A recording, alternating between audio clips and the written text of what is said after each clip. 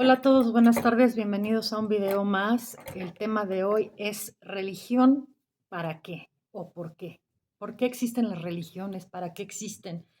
Es una pregunta que quizá muchos nos hayamos formulado y pues la verdad es que el abordaje más certero desde mi punto de vista viene de la antropología social. Les voy a presentar un cuadro con los teóricos que exploraron estos temas y que fueron dándole como un marco conceptual para entender el porqué de las religiones. Pero más allá de cuestiones intelectuales profundas, es muy sencillo entender, primero que nada, el concepto de religión viene de la palabra religare, que significa unir. Religar, unir. Las religiones unen a un grupo de personas en torno a una misma creencia o fe. ¿Por qué se da este fenómeno? Pues esencialmente porque el ser humano tiene una tendencia hacia lo espiritual o hacia lo místico. Eh, Desde tiempos inmemorables del hombre primitivo buscaba representar aquello que no podía entender, ya fuera a través del arte, en las cuevas rupestres, los dibujos, todos aquellos fenómenos de la naturaleza y todo aquello que escapaba a su conocimiento, elementos y fenómenos naturales, le generaban a él pues una noción que todos los seres humanos la tenemos de, pues soy pequeño o estoy yo pues vulnerable ante esta grandeza. Llámale desde una tormenta, un rayo, una cuestión de meteorológica, un volcán en erupción. Eso nos hace sentir pequeños e impotentes y el ser humano pues reconoce en su interior de manera natural que hay poderes que escapan a su control. En esta necesidad que tiene el ser humano de explicar todos esos poderes superiores es que se empiezan a configurar las creencias religiosas.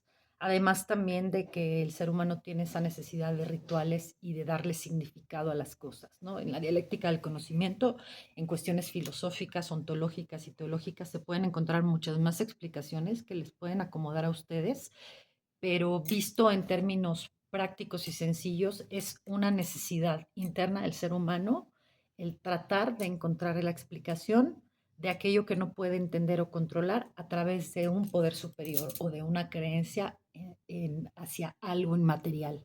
No tiene constantemente esta necesidad de abordar su soledad a través de ponerle significado, ponerle nombre y relacionarse. La especie humana es sociable por naturaleza, pero también es mística por naturaleza. Va a tender siempre a tener esa tendencia a otorgarle poderes a objetos, desde una piedra hasta fenómenos naturales y deidades y toda esta como cuestión espiritual. Obviamente existen tantas religiones, pues no vamos a alcanzar a estudiar pues todas y cada una, pero sí les he preparado un cuadro para que más o menos se den una idea pues de todas las religiones que han existido pues a lo largo de la humanidad en diferentes regiones geográficas. De aquellas religiones que yo les voy a presentar, obviamente siéntanse ustedes en la total libertad de poder ampliar su conocimiento yendo a investigar aquellas que les resulten atractivas. Y pues básicamente el hombre, repito, es un animal social, es también un animal espiritual que necesita este simbolismo o ponerle a las cosas o a los fenómenos un significado de trascendencia, ¿no? ¿Por qué? Pues porque básicamente lo que tenemos es una impotencia ante la muerte. La existencia del ser humano es finita y eso nos hace vulnerables pues a muchas cosas y la pregunta que siempre nos hemos hecho es si existe algo más allá de la muerte. Respecto al tema de la muerte, sí en particular voy a hacer un video aparte. Ahorita vamos a concentrarnos en la cuestión de las religiones y cómo se fueron dando el surgimiento de todos estos grupos. Ahora, hubo menciones, con toda la razón, por supuesto, a por qué le llamábamos sectas a ciertos grupos dentro del protestantismo. Quiero aclarar, y esto es con respecto a cualquier persona que practique las religiones que a continuación voy a mencionar. La palabra secta no es en sí una palabra peyorativa ni es una palabra despectiva, ¿no? En su origen se habla de sectas porque los movimientos que fueron disidentes del protestantismo, es decir, que rompieron con ese origen, así se les conoce. Y realmente estas particiones o estas fragmentaciones se dieron por diferencias en cuanto a doctrina o a cuestiones de práctica. No es, repito, un concepto peyorativo. Ni piensen que una secta como necesariamente algo peligroso. Simplemente son grupos que por su cantidad de adeptos, que son minorías, no se pueden considerar como tal una religión fuerte, sino que son pequeños grupos. Eh, por ejemplo, prácticamente lo que sería peligroso dentro de una secta, pues sería el fanatismo, como lo es en todos los aspectos de la vida, ¿no? En cualquier situación, o sea, cualquier práctica o cualquier cuestión llevada al extremo es un fanatismo. Quiero que a lo largo de estos cursos y videos no nos radicalicemos hacia un lado ni hacia otro. Cada quien tiene sus razones personales para tener una u otra creencia, pero bueno, sí es importante mencionar que dentro del protestantismo, sobre todo en tierra fértil como los Estados Unidos, donde está esta libertad muy amplia, se dieron el surgimiento de grupos que por su cantidad de adeptos numéricamente hablan otro tipo de prácticas o de sectas dentro del cristianismo o que toman cosas del cristianismo, pero no necesariamente son estrictamente cristianos, ¿no? O sea, hay muchas derivaciones. Les voy a mencionar unas cuantas.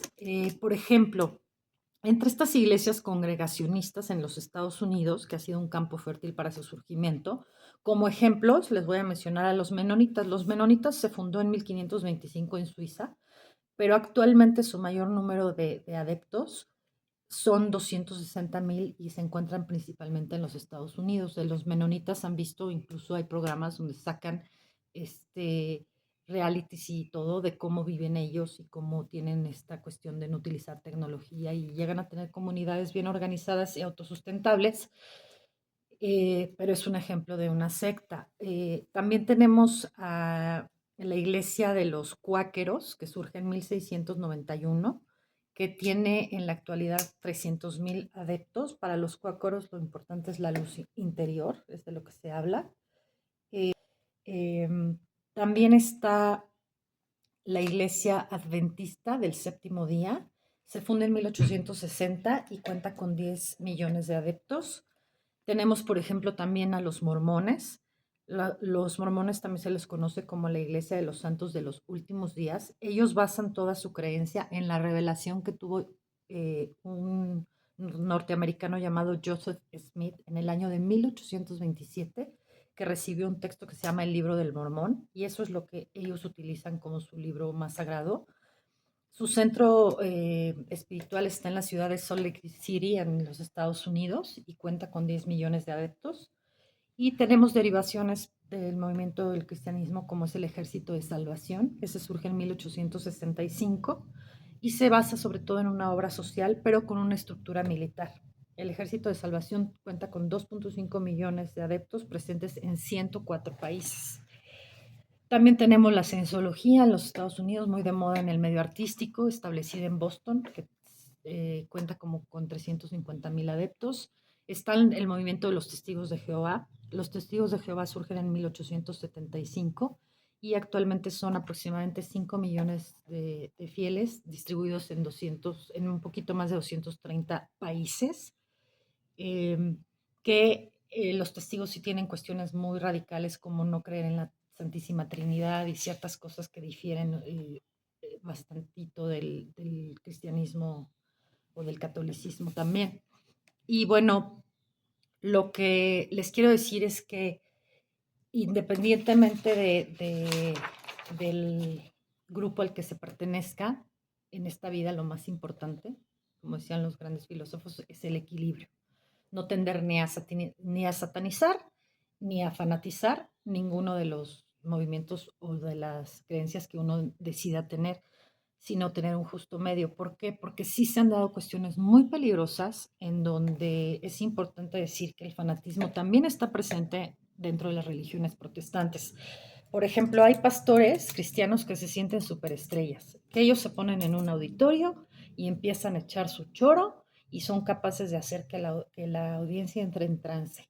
ese tipo de abusos, desde mi punto de vista, que creerse estrellas de rock o de hacer entrar a tu audiencia en trance o de manejar el famoso don de lenguas, todo ese tipo de cuestiones donde se abusa de las cuestiones carismáticas, desde mi punto de vista, rayan en el fanatismo y no queremos tampoco pues llegar a eso, ¿no? Simplemente hacer show no es necesariamente una demostración de fe.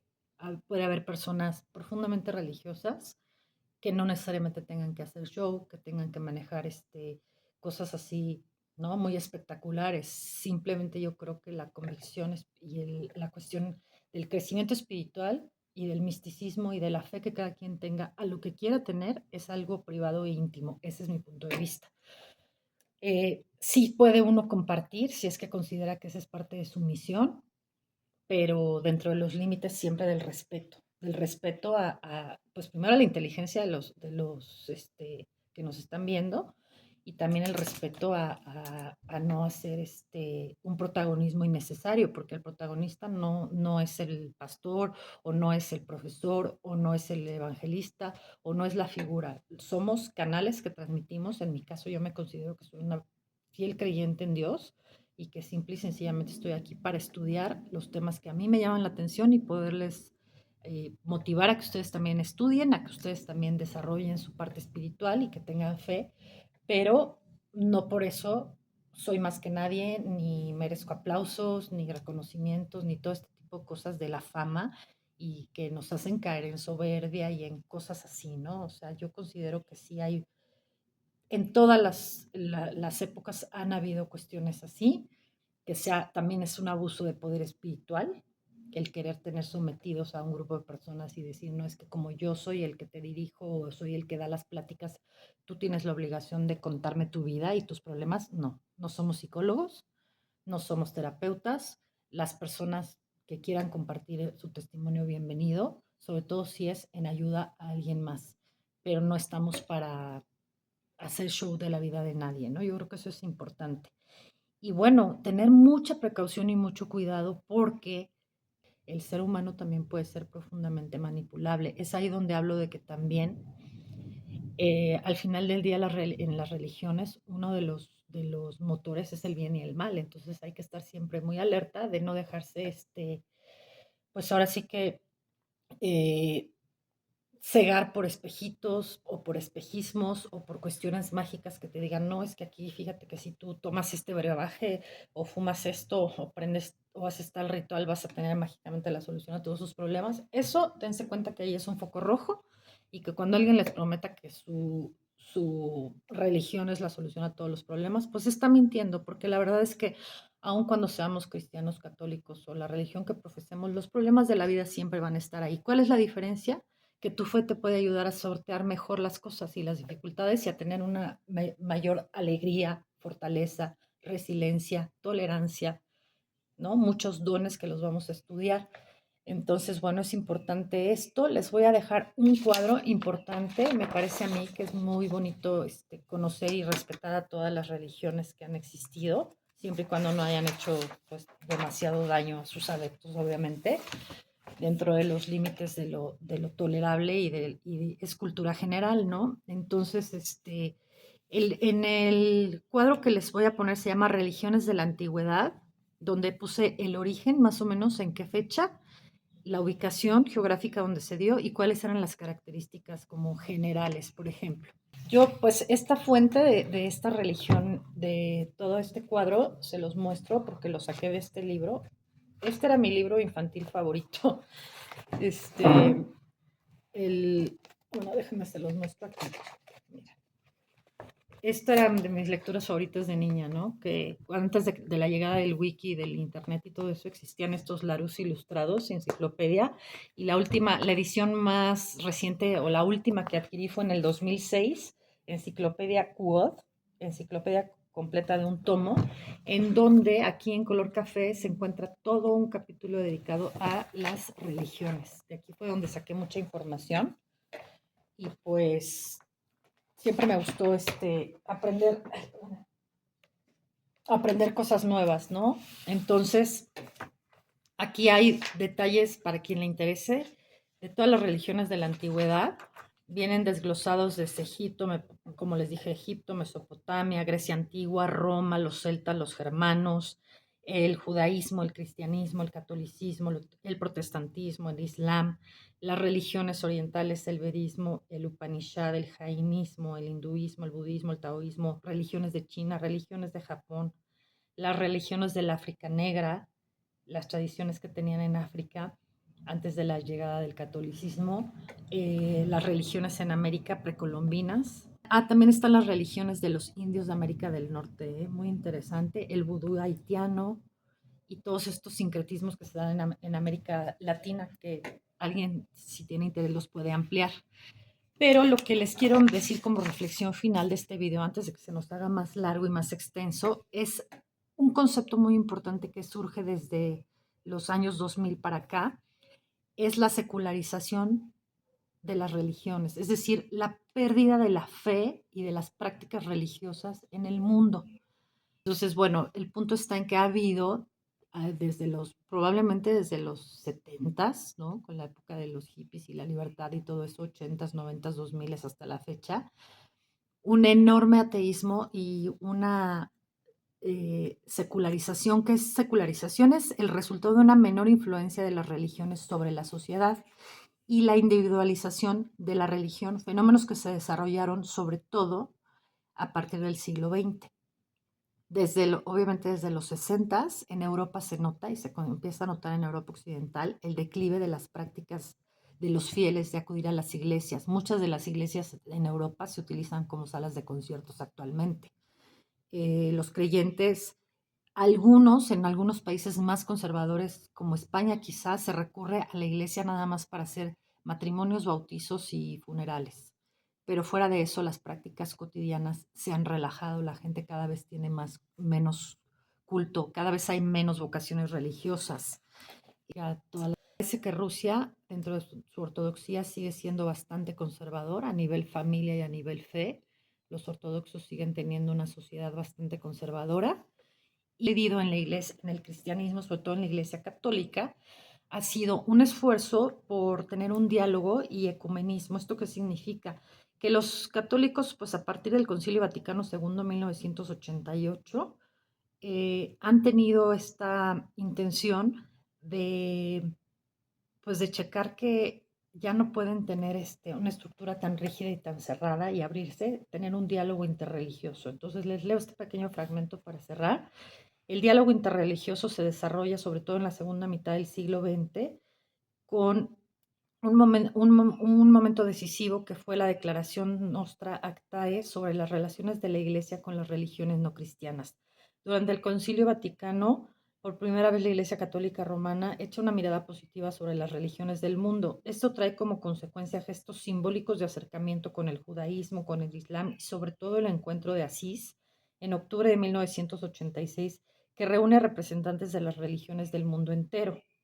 También el Parlamento Mundial de las Religiones, la Conferencia Mundial de las Religiones por la Paz, buscan ser espacios de diálogo e intercambio al servicio de este fin en común, en donde se puede dar un diálogo entre jerarcas de distintos cultos e iglesias. Les voy a poner de una fotografía de la Jornada de Asís, donde se encuentra tanto el Dalai Lama como el Papa Juan Pablo II, como el jerarca ortodoxo de la iglesia y otras religiones. Entonces, pues el ecumenismo es un movimiento por la unidad de los cristianos, que es un movimiento con el que yo me identifico y que obviamente me interesa pues como evangélico tener, que busca que los cristianos retomen la relación sana que tenían antes del cisma de 1054 entre católicos y ortodoxos, y también con las iglesias protestantes, para devolver una unidad a la familia cristiana que está dividida, destacando las coincidencias, los valores cristianos en común y sobre todo la lucha contra fines como en común, ¿no? Por ejemplo, medio ambiente, la paz mundial, etcétera, ¿no? O sea, buscar todas esas causas universales que nos puedan unificar a todas las iglesias, porque pues la unión hace la fuerza. Entonces, para esto, pues comenzó a desarrollarse a partir del siglo XIX organismos de carácter internacional e interconfesional como la Alianza Evangélica Universal, que a partir de 1948 juntó un Consejo Ecuménico de Iglesias que agrupa a iglesias protestantes, anglicanas y ortodoxas. Y a partir de 1968 es que la Iglesia Católica invita o envía a este consejo, perdón, una delegación oficial.